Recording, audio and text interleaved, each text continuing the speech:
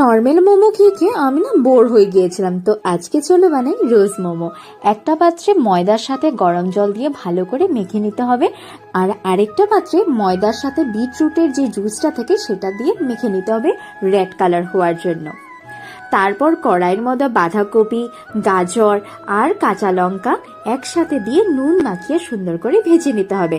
আর ভাজা হয়ে গেলে সাইডে রেখে দেব ঠান্ডা হওয়ার জন্য। তারপর ছোট ছোট করে লুচিগুলোকে বেলে নিতে হবে মোমোর জন্য। তারপর বাঁধাকপির যে ফিলিংটা আছে সেটা দিয়ে দিতে হবে, আর জল দিয়ে সুন্দর করে আমি সাইডগুলোকে ফিল করে নিলাম যাতে ভালো করে আটকিয়ে থাকে। তারপর রাউন্ড শেপে আমরা এটাকে গোল করে নিতে হবে। বাস গোল করে নিলেই হয়ে গেল। আর যাদের বাড়িতে মোমো স্ট্যান্ড নেই তারা এভাবে সহজ পদ্ধতিতে মোমো বানিয়ে নিতে পারো, একদম সহজ পদ্ধতিতে আর খুব সুন্দরভাবে হয়ে যায়। তো হয়ে গেল আমাদের বাড়ির রোজ মোমো।